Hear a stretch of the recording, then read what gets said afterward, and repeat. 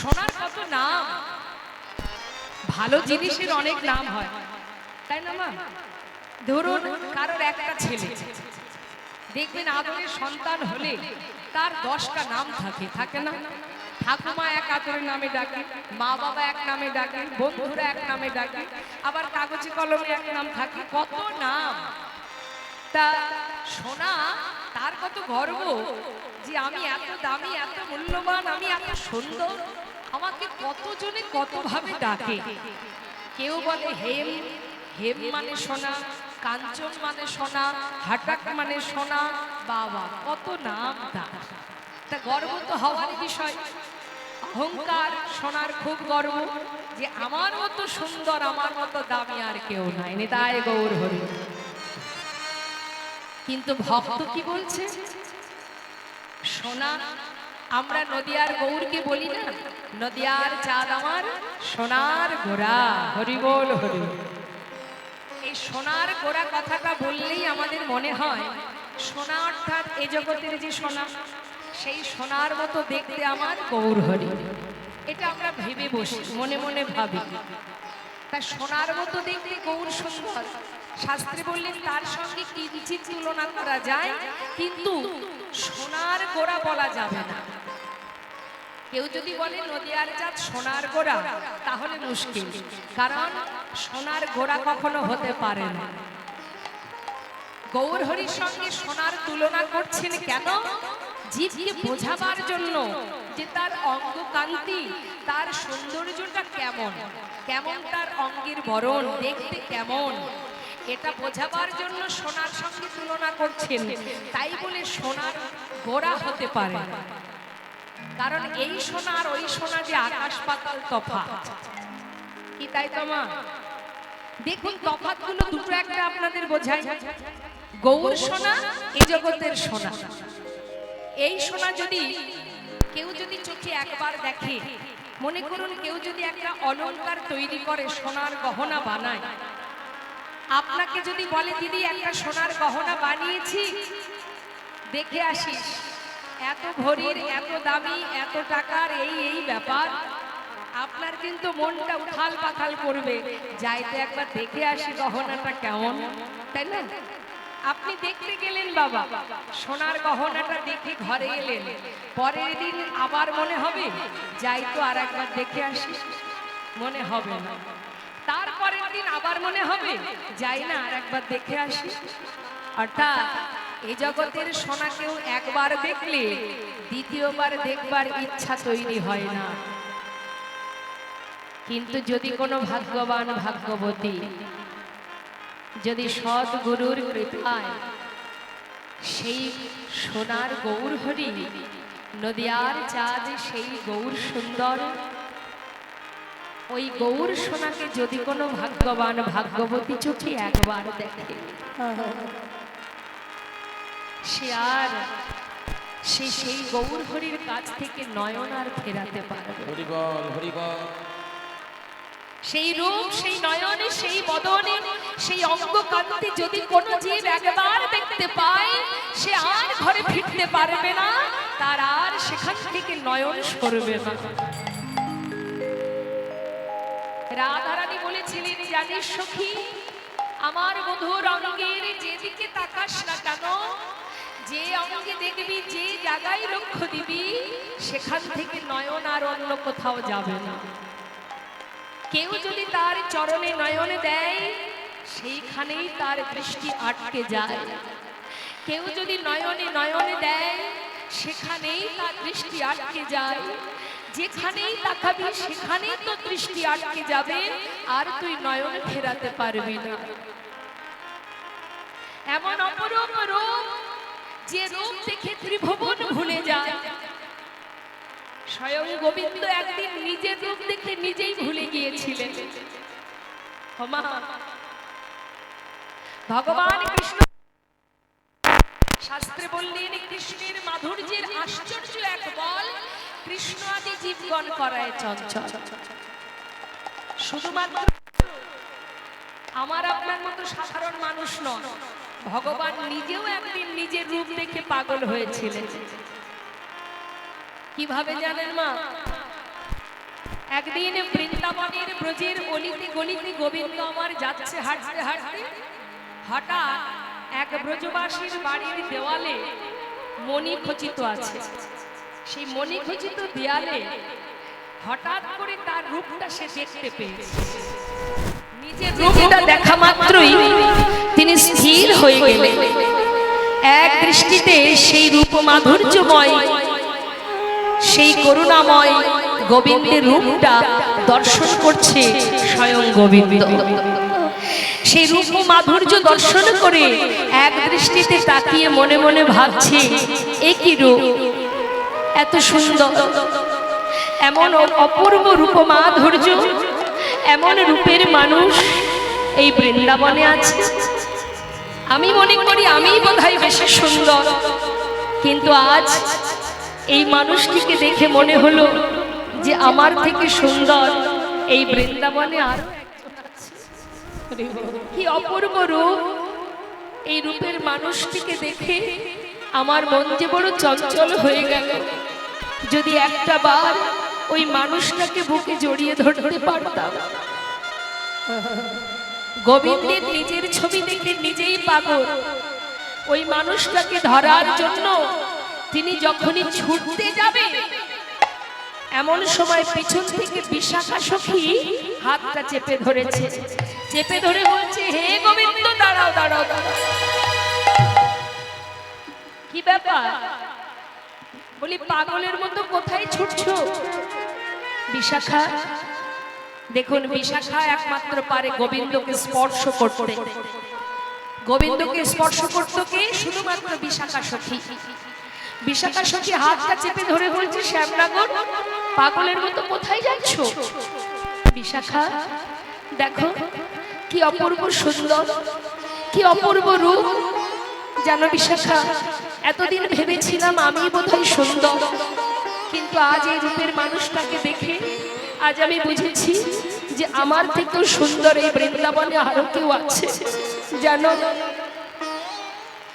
ওই মানুষটাকে একটি বারের জন্য ধরবো বলে আমি ছুটে যাচ্ছি। একবার ওকে জড়িয়ে ধরতে চাই। দাঁড়াও। হে গোবিন্দ, তুমি যে মানুষটাকে ধরবে বলে ছুটে যাচ্ছ, তাকে তো তুমি ধরতে পারবে না।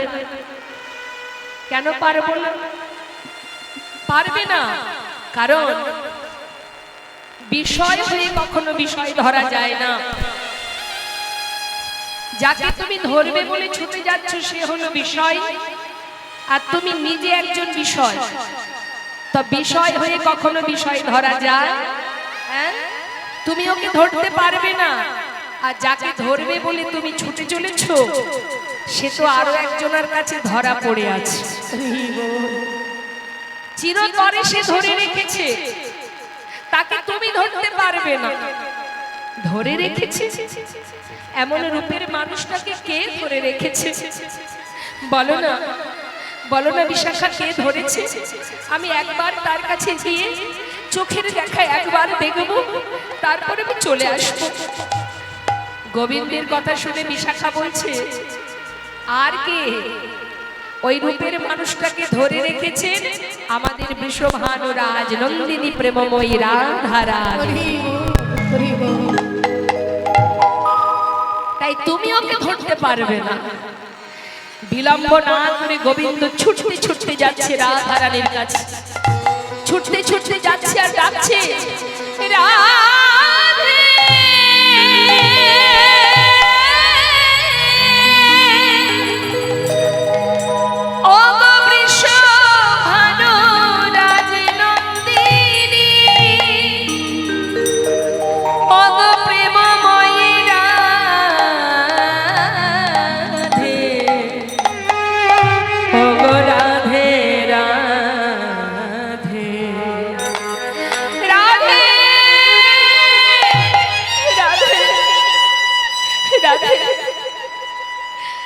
আমি বড় আশা নিয়ে এসেছি রাজা, তোমার কাছে আজ আমার বড় আশা। বধূ, তোমাকে আজ এত চঞ্চল দেখাচ্ছি কেন? কি হলো তোমার? আর আমার কাছে এসেছো আশা নিয়ে। আমার তো কিছু নেই, যদি তুমি আমার কাছে কিছু চাও আমি দেব কি তোমায়? দেবার মতো তো আমার কাছে কিছু নেই, সবই তো আমি তোমায় দিয়ে দিয়েছি। তাহলে কি তোমার আশা? রাধে, পথে আসবার সময় একটা মণিখচিত দেয়ালে এক রূপের মানুষ দেখেছি।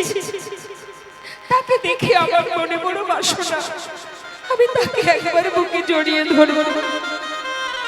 আমি তাকে ধরবার জন্য যখনই ছুটে যাই, বিশাখা ছুটে এসে আমার হাতটা চেপে ধরে বলল, তুমি ওকে ধরতে পারবে না, তাকে নাকি তুমি ধরে রেখেছো।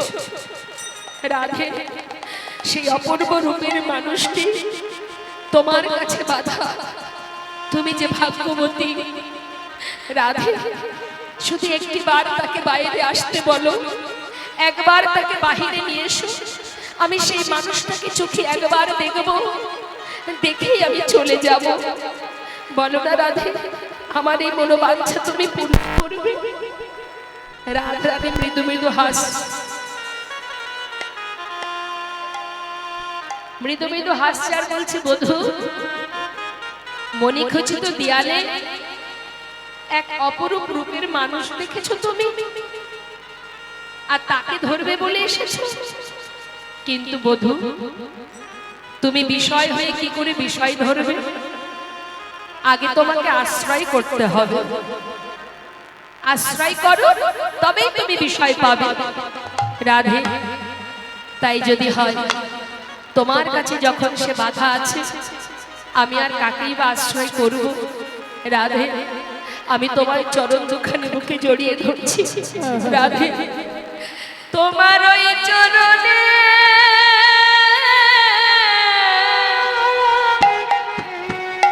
আমায় আশ্রয় দাও গো।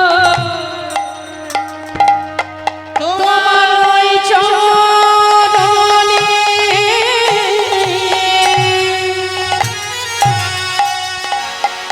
আমার আশ্রয় দাও গো।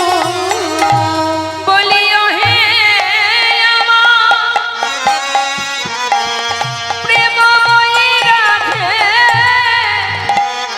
তোমার ওই চরণে আমার আশ্রয় দাও।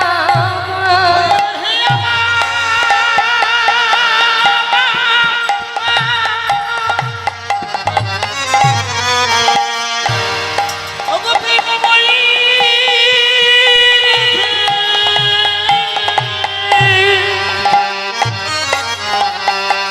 তোমার ওই চরণে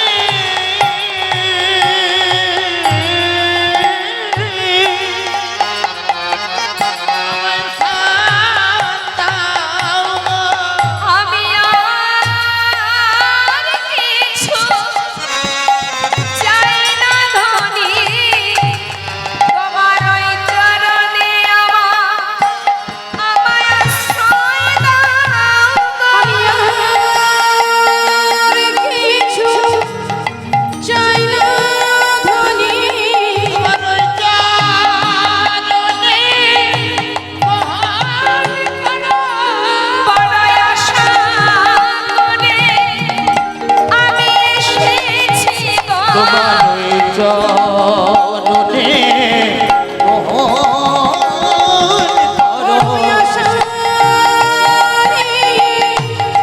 এসেছি গো। আমি আর কিছু চাই না ধনী। হরি বল, হরি বল, হরি বল, হরি বল। চরণে মোহন বড় আশা করে এসেছি গো। হরি বল, হরি বল, হরি বল, হরি বল। বড় আশা করে এসেছি গো। আর কিছু চাই না, বড় আশা করে এসেছি গো।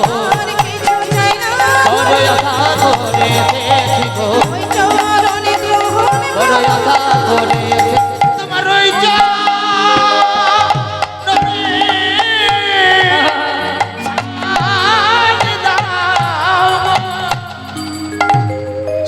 ভগবান নিজের রূপে নিজে মুক্ত হয়ে রাধারানীর চরণ আশ্রিত হয়েছিলেন, সেই রূপের মানুষটাকে ধরবে বলে। তাহলে বলুন বাবা, আমরা কেন পাগল হব না?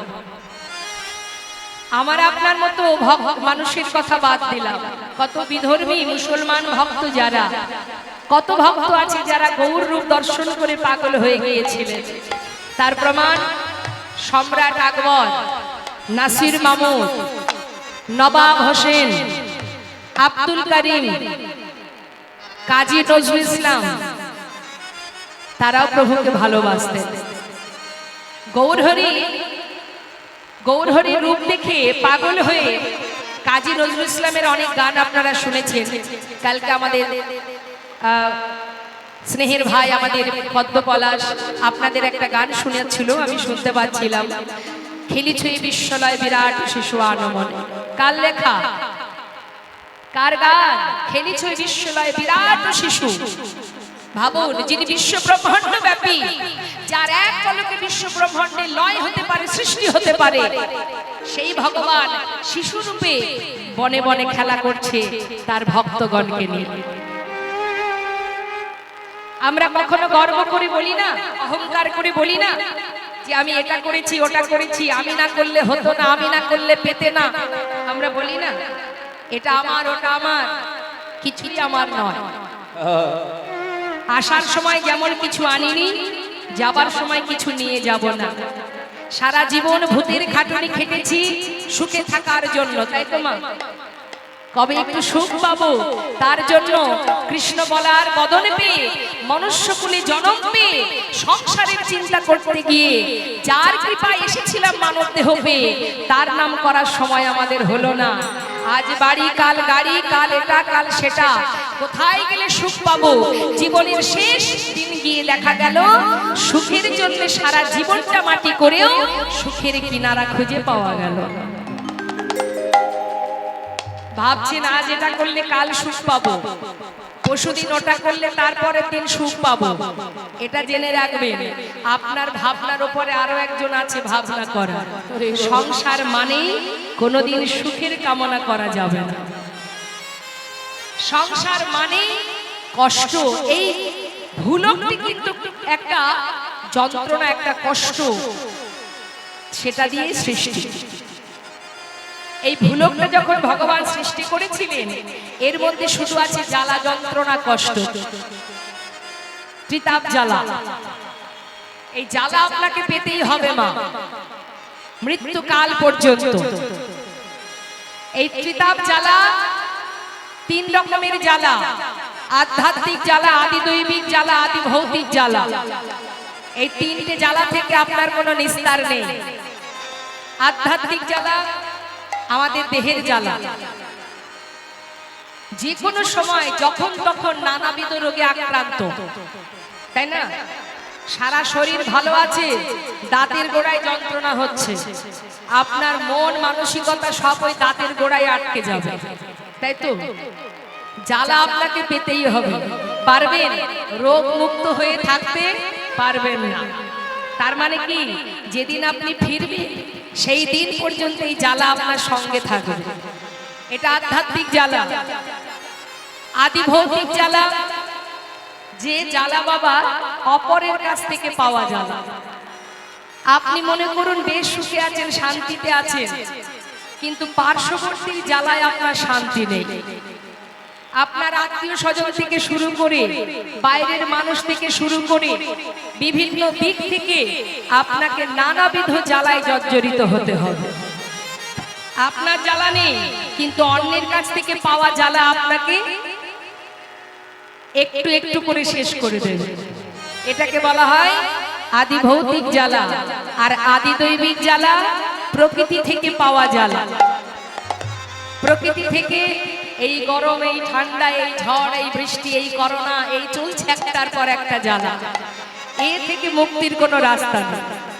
তাহলে সংসারে আমরা যখন এসেছিলাম, আমরা বলেছিলাম ভগবানকে যে পৃথিবীতে আমাদের মানবকুলে জন্ম দাও। পৃথিবী কত সুন্দর, কত মনোরম, কত আনন্দ, কত সুখ। কিন্তু আসার পরে বুঝেছি মা, এখন আর পালাবার পথ নেই। এই জ্বালা তোমাকে ভোগ করতে হবে, কারণ তুমি ভুলকে এসে গেছো। ভোগ পরিপূর্ণ হবে তারপরে তোমার যাওয়া, তার আগে আর যেতে পারবে না। আসার আগে ভেবেছিলাম বোধহয় এখানে অনেক সুখ আছে, কিন্তু আসার পরে বুঝলাম নেই। সংসার জীবনে কোনো সুখ নেই, সুখ সেখানে যে জন কৃষ্ণ ধনে ধনী হতে পারে, যে জন গোবিন্দ ধনে ধনী হতে পারে, যে জন ভগবানকে ভালোবাসতে পারে। তাই গৌর হরি বল। আপনি এখন সংসার কর্ম ফেলে এখানে এসেছেন, তো এই যে সুন্দর একটি জায়গায় বসে আছেন আপনারা, আবল বৃদ্ধ বনিতা সবাই আছে। যে দিন মজুরি খাটে সেও বসে আছে, যে মাসে 1 লাখ টাকা রোজগার করে সেও এই আসনে বসে আছে। ভগবানের পরিবারে কোনো ভেদাভেদ নেই, সকলেই এক। আর যতক্ষণ আপনারা লীলা কথা শ্রবণ করবেন, দেখবেন আপনাদের মন মনোভাব, আমাদের ভিতরে জ্ঞান চৈতন্য চেতনা সব কিছু ভুলে গিয়ে যদি মনে প্রাণে লীলা সাধন করেন, তাহলে সংসার কিছুক্ষণের জন্য আপনার জীবন থেকে দূরে সরে যাবে। আর হরিনাম শুনলে, কৃষ্ণ নাম শ্রবণ করলে আপনার কিন্তু সংসার থেকে যদি কোনো কষ্ট পায় তাতে জ্বালা হয়, কিন্তু হরিনাম শ্রবণ করে যদি কোনো জীব 2 ফোঁটা নয়ন বাড়ি বরিশন করে তাতে জ্বালা হয় না, তাতে শান্তি হয়, তৃপ্তি হয়, আনন্দ হয়, জীবনের অনেক কষ্ট দূরীভূত হয়। তাই মাগো, সংসার বড় যন্ত্রণাদায়ক, এখানে কোনো সুখ নেই। নাম যদি সুখ যদি পেতে হয়, হরি নাম করো।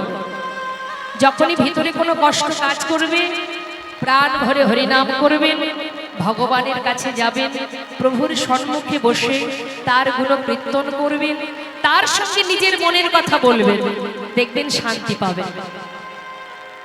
তাহলে যাকে না দেখে ভালোবাসা যায়, ভরসা করা যায়, সেই হচ্ছে বিশ্ব ব্রহ্মাণ্ডের মালিক, আমাদের জগৎ পিতা। নিতাই গৌর হরি বল।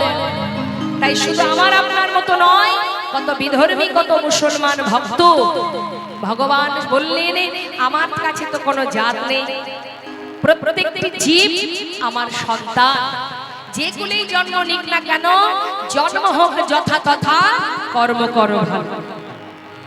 তুমি যদি কর্মটা সঠিক করতে পারো, অবশ্যই তুমি ভগবত কৃপা লাভ করতে পারবে। তার প্রমাণ, একটা নোংরা জায়গাতেও যদি তুলসী বৃক্ষ জন্ম নেয়, সেই তুলসী পত্র দিয়ে ভগবানের সেবা হয়। কিন্তু অনেক যত্ন সহকারে যে ফুল ফোটানো হয়, গোলাপ ফুল, আর পাকের মধ্যে ফোটে কি পদ্ম ফুল। তাহলে একটা নোংরা জায়গা, একটা পচা পাকের মধ্যে জন্মালো পদ্ম, আর বাবুদের বাগানে ফুটলো গোলাপ। এই দুটো ফুলের মধ্যে কে পেয়েছে গোবিন্দ চরণ? জন্ম তোমার যেখানে হোক কোনো দুঃখ নেই, তোমার কর্ম যদি সঠিক থাকে, তোমার লক্ষ্য যদি সঠিক থাকে, আর কেউ তোমার পাশে থাকুক বা না থাকুক, ভগবান সদা সর্বদাই তোমার কাছে। তাই গৌর হরি। ভরসা যদি করতে হয়, নির্ভরশীল যদি হতে হয়, সংসারের প্রতি ভরসা করো না। নির্ভরশীল হতে গেলে একমাত্র গৌর চরণকে সার করো, তার চরণকে নিজের সম্পদ মনে করো, হরিনাম সার করো, আর কিছু করতে হবে না। কৃত্যে যথায়তে বিষ্ণু ত্রেতায় যজ্জতে মোক্ষ, দাপরে পরিচর্যং কলো তদ্ধরি সংকীর্তন। নাম ছাড়া কলিজীবের নাহি আর ধর্ম, সর্বধর্ম সার নামেই শাস্ত্র মন। নামেই মুক্তি মা, নামেই উদ্ধার। জেনে রাখবেন, নাম ছাড়া আমাদের আর উদ্ধারের কোনো রাস্তা নেই। হরিনাম তো করাই যায়। রাধারানী আয়ানের ঘরণী হয়ে কর্ম করেছে, রন্ধন করেছে, মন দিয়েছিল গোবিন্দের কাছে। সদা সর্বদাই তার মনে একজনই বসেছিলেন, অনাদি আদি গোবিন্দ। তাই তুমিও কর্ম করো, রন্ধন করো, সংসার করো, ছেলে মেয়ের ভবিষ্যৎ তৈরি করো, সবই করো, এগুলো তোমার দায়িত্ব। কিন্তু মনটা দিও না। মন যদি দিতে হয়, সঁপে দাও গোবিন্দ চরণে। নিতাই গৌর হরি। তাহলে একসঙ্গে দুটো কাজ, কৃষ্ণ ভজন, সংসারের প্রতি দায়িত্ব কর্তব্য, দুটোই পালন হবে। তাই আজ প্রেমময়ীর আহা করুণাময় গৌরহরি তিনি অপূর্ব মধ্যাহ্নকালীন সময় জেনে সেই অপূর্ব সময় দেখে রাধার কথা মনে পড়ে গেছে, রাধা ভাবে বিভোর হয়ে সেই ভাব প্রকাশ করছে। মহাজন বললেন, এই জগতের সোনা আর গৌর সোনার তুলনা হয় না। এই জগতের সোনা কারোর ঘরে থাকলে তার ভিতরে অহংকার জন্মায়। কারোর ঘরে যদি একটু সোনা বেশি থাকে তার ভিতরে অহংকার জন্মায়, আমার এই আছে ওই আছে। হ্যাঁ, ভিতরে ভিতরে অহংকার। অহংকার শুধুমাত্র অর্থে হয় না মা, অহংকার বিভিন্ন কারণে হয়। পাণ্ডিত্যের অহংকার হয়, রূপের অহংকার হয়, তাই না বাবা? আবার ধন সম্পদের অহংকার হয়। কিন্তু জেনে রাখবেন, বস বস বস বস বস বস।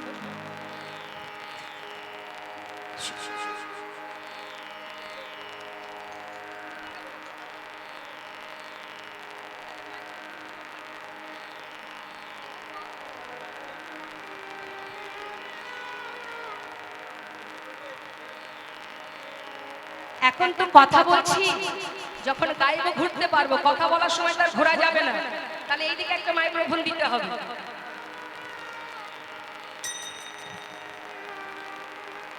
বুঝতে পারছি অসুবিধা হয়। মাইকেল ভাই যদি একটা স্ট্যান্ড থাকে এখানে দিতে পারে, তাহলে একটু ঘুরে ফিরে কথা বলতে পারবো। এইদিকে একটা স্ট্যান্ড থাকলে দাও।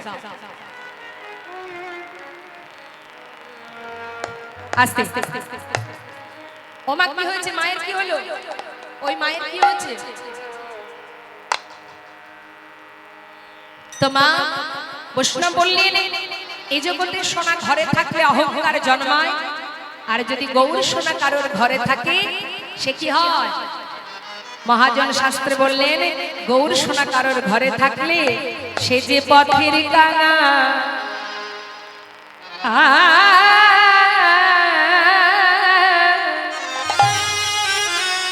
কাঙাল হয়ে যায় গো।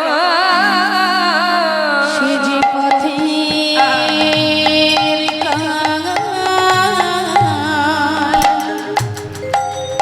পথের কাঙাল হয়ে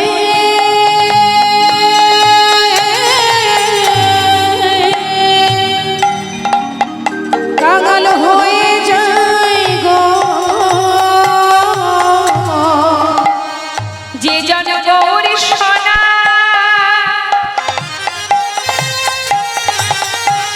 ভালোবাসিতে জানে, সে জন পথের কাঙাল, কাঙাল হয়ে যায় গো। যেদিন আমার গৌর সোনা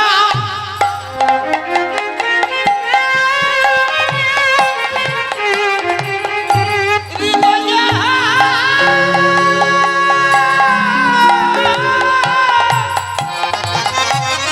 হৃদয়ে ধরে রাখিতে জানে, যে পথের কাঙা হয়ে যায় না। যে জন গৌরী সোনা হৃদয়ে ধরে রাখিতে জানে, যে জন গৌর ভালোবাসে সে দেখবেন দিনে দিনে সংসারের মোহমায়া একটু একটু করে ত্যাগ হয়ে যায়। গৌর ধনে ধনী হয়ে পাগলের ন্যায় পথে পথে ঘুরে বেড়ায়। সমাজ দেখি বলে, দেখ দেখ বড় কাঙাল, বড় অসহায়। কিন্তু জেনে রাখবেন মা, যেজন স্বাদের তিন তালায় বসে আছে, এসি ঘরের মধ্যে দিন কাটাচ্ছে, প্রকৃতভাবে যদি কেউ কাঙাল থেকে থাকে সেই জনই কাঙাল। কারণ একদিন তার বলতে যা কিছু আছে সর্বস্ব ছিনিয়ে নেবে আর তাকে পথের ভিখারি করে দেবে। আর যেজন গৌর ধনে ধনী, কৃষ্ণ ধনে ধনী হতে পারে, তার বড় প্রমাণ সুদামা। সারা জীবনে পথে পথে ভিক্ষা করে দিন কাটিয়ে অবশেষে দ্বারকায় ভগবানের সোনার সিংহাসনে সুদামা বসেছিলেন। যার স্বর্ণের প্রাসাদ বানিয়ে দিয়েছিলেন ভগবান, তাহলে ধনী কে জগতে? সে যে মহাধনে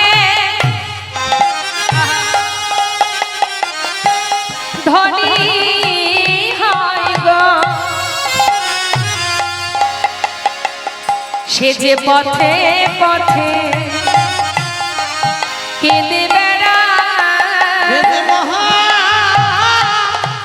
মহাধনী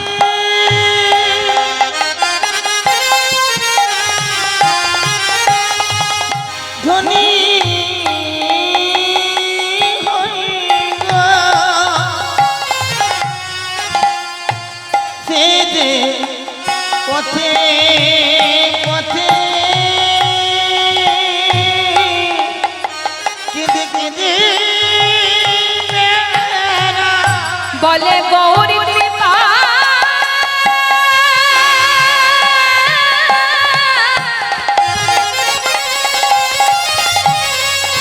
গৌরী কৃপা একবার করো রে। সে যে পথে পথে ঘুরে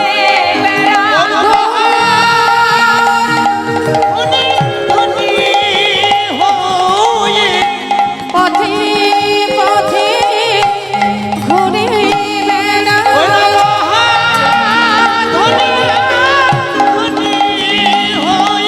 যে পথে পথে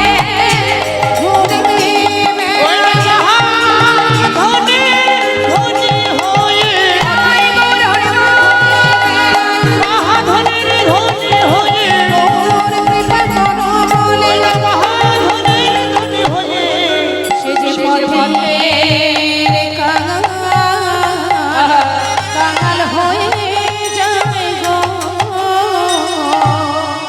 যারা তাই শাস্ত্রী মহাজন বললেন এ জগতে সোনার সঙ্গে গৌর সোনার তুলনা হয় না। হেমশয় অতি গোরা সুমধুর হাসথরা জগজন নয়ন আনন্দ আহা জগজন নয়ন আনন্দ ওই না জগজন আজ নয়ন আনন্দ সে যে জগজন নয়ন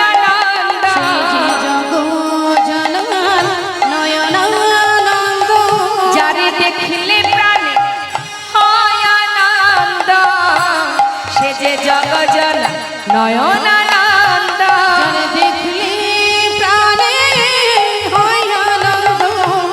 জগজন ওই না নয়ন আনন্দ ওই না জগজন নয়ন আনন্দ পীড়িতে মূরতি কি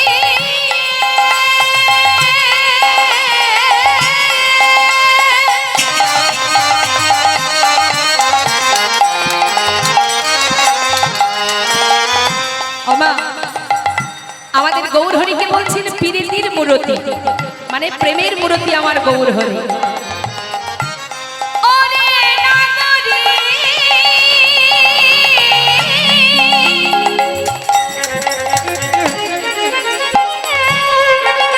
ওরে নাগরী রে একবার দেখে যা গৌর মূরতি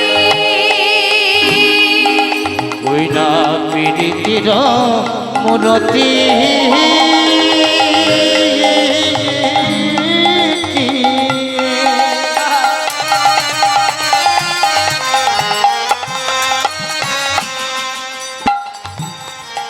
ওরে সজনীরা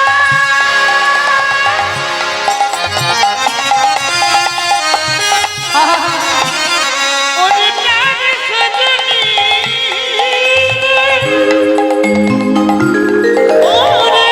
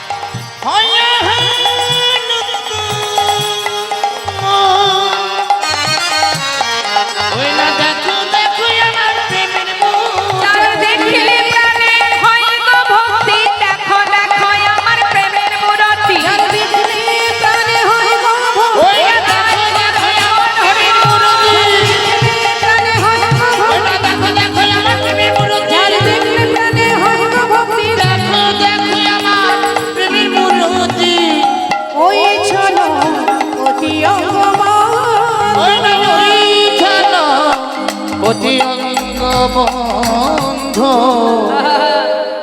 পিরিতি মুরতি কি রূপ স্বরূপ ধরই ছনপতি অঙ্গবন্ধ। আজ আমার নদিয়ার যা গৌর সুন্দর প্রেমের মুরতি গৌর হরি, তিনি কি করেছেন মা, মধ্যাহ্ন সময় দেখে সুন্দর করে একটা শাড়ি পরেছেন, কাপড় পরেছেন, একটা কাপড় পরেছেন। কেন? আজকে তিনি রাধা সেজেছেন। রাধা সেজে সেই ভাব হঠাৎ তার মনে পড়ে গেছে, ভাবের আবেশে প্রকাশ করছেন সেই ভাব। আর সকল ভক্ত পার্ষদ যারা, তারা সবাই এক দৃষ্টিতে তাকিয়ে আছে, দেখি প্রভু কি করে। এখন গৌরহরি শাড়িটা পরে যাচ্ছে মা, আর সবাইকে ডাকছে। মহাজন বললেন, দেখো দেখো, আহায় আজুকিয়ে নবদ্বীপ চন্দ, ওই নয়া চুকিয়ে নবদ্বীপ চন্দ্র চুকিয়ে নবদ্বীপ চন্দ্র। কি করছে? আজ ভাবের আবেশে শাড়ি পরেছে। আর ঠিক রাধারানী যখন হেলতে দুলতে যায় না মা, আস্তে আস্তে ধীরে ধীরে রাধারানী যখন আমার হেলতে দুলতে যায়, সেই ভাব প্রকাশ করছে আমার গৌর হরি। কেমন ভাবে বলছে? দেখো, কামিনী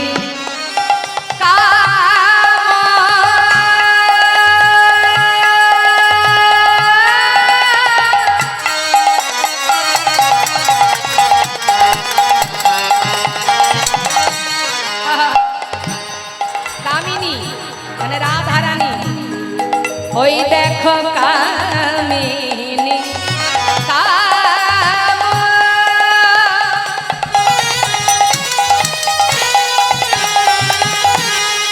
প্রাণ সজনী রে,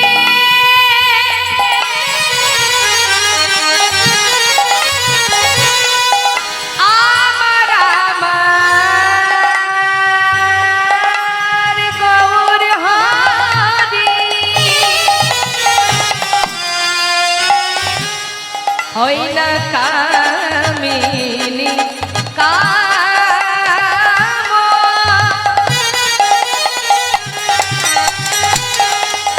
কলিত তুচ্ছ মানস,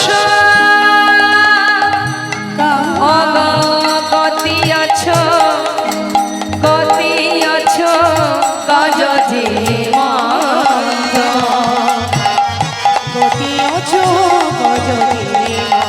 ওই না গতি অচু গজে নিবন্ধ, গতি অচু গতি জনমন্ধ। সেজেছে কামিনী সেজেছে কিশোরী, সেজেছে কিশোরী, সেজেছে কিশোরী, ভাবনিধি গৌর হরি, সেজেছে কিশোরী, ভাবনিধি গৌর হরি, সেজেছে কিশোরী, ভাবনিধি গৌর হরি, সেজেছে কিশোরী, ভাবনিধি গৌর হরি, সেজেছে কিশোরী, মধ্যাহ্ন সময় জানি সেজেছে কিশোরী, মধ্যাহ্ন সময় জানি সেজেছে কিশোরী, মধ্যাহ্ন সময় জানি না জানি কোন ভাবের উদয়, নাই গৌর হরি ভাবের উদয়, সেজেছে কিশোরী, সেজেছে কিশোরী, সেজেছে কিশোরী, আহা গতি অছো গজনী মন্দ, গতি অছু গজনী মন্দ। ওই না গতি অচু গজে নিবন্ধ, গতি অচু গজে নিবন্ধ। আহা, আজ রাধানী ভাবে ভাবিত হয়ে গৌরহরি আমার একবারে সুন্দর করে শাড়ি পরে হেলতে দুলতে যাচ্ছে সেই ভাবে। মহাজন বললেন, দেখো দেখো, মাঝ দিনহি পুনা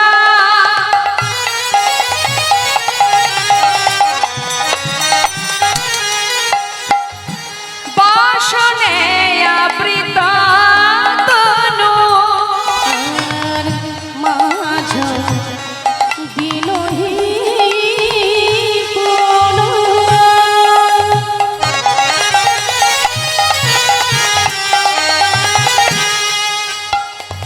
বসনে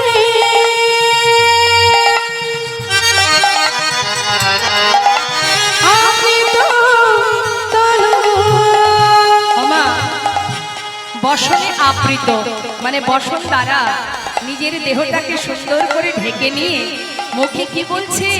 বলছে কহতহি পূজা বসন, কহতহি ওই কহতহি পুজিব কহতই পুজিব পূজা যে করিব, পূজা যে করিব, পূজা যে করিব, পূজা যে করিব ভাবা বেশে গৌর বলে পূজা যে করিব, ভাবে সে গৌর বলে পূজা যে করিব, তার সময় জেনে বলে পূজা যে করিব। সবাই জেনে নেবার পূজা যে করিব আহা কহতহি পূজা বসুরে, কহতহি পূজা বসুরে। ওই কহতহি পুজিব সুর